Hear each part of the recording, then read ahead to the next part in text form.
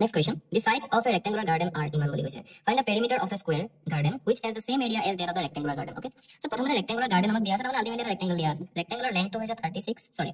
Length টো বেছি হ'ব 64 আৰু breadth টো হৈছে 36. কাৰণ আমাক এনেকৈ দি হৈছে না 36 64 বুলি দিয়া আছে. গতিকে এটো হৈছে 64 আৰু 36. Okay.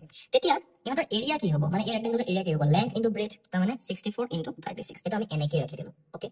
এতিয়া নতুন এখন স্কয়াৰ গাৰ্ডেনৰ কথা কৈছে. নতুন এখন স্কয়াৰ গাৰ্ডেনৰ কথা কৈছে যে এই স্কয়াৰ গাৰ্ডেনখনৰ পেৰিমিটাৰটো উলিওৱা এই স্কয়াৰ গাৰ্ডেনখনৰ পেৰিমিটাৰটো উলিওৱা যাতে এই স্কয়াৰ গাৰ্ডেনখনৰ যেটো এৰিয়া সেই এৰিয়াটো ইয়াৰ সৈতে একে সেই এৰিয়াটো ৰেক্টেংগুলাৰ এৰিয়া সৈতে একে ওকে এতিয়া যদি আমি স্কয়াৰখনৰ লেংথটো x বুলি ধৰি লওঁ ইয়াৰ এৰিয়াটো কিমান হ'ব লেংথ স্কয়াৰ তাৰমানে side square equal to x square okay এটা ইহঁতটা ইকুৱেল তাৰমানে x square equal to 64 into 36 এনেকুৱা হৈছে বস্তুটো এতিয়া এফালে স্কয়াৰ আছে যেতিয়া মই স্কয়াৰটো সিফালে বহাই দিম এটো হৈ যাব √64 into 36 এনেকুৱা হৈ যাব তাৰমানে √over কি হ'ব √64 টো ইয়ালৈ গুচি আহিব পুৰণ √36 টো ইয়ালৈ গুচি আহিব মানে ভিতৰত এটা প্ৰমাণ আছে √over টো দিলে গলে কোনে জানে কথাটো সেইটোৱে 64 √over কৰিলে কিমান হ'ব 8 64 আৰু 36 কৰিলে কিমান হ'ব 6 হয়নে গতিকে 8 6 কিমান 48 তাৰমানে x ৰ ভ্যালু আমি কি পালো 48 পালো কিন্তু আমাক x টো উলিয়াবলৈ দিয়া নাই আমাক কি উলিয়াব দিছে পেৰিমিটাৰ অফ দা স্কয়াৰ উলিয়াব দিছে পেৰিমিটাৰৰ ফৰ্মুলাটো কি স্কয়াৰ কাৰণে পেৰিমিটাৰ ফৰ্মুলাটো হৈছে 4x তাৰমানে 4 into side হয়নে গতিকে আমি যদি এটা 4x তাৰমানে 4 into x x ৰ ভ্যালু 48 পাইছো 4 into 48 যদি আমি কৰি দিম আমি কিমান পাম 2 3 192 হয়নে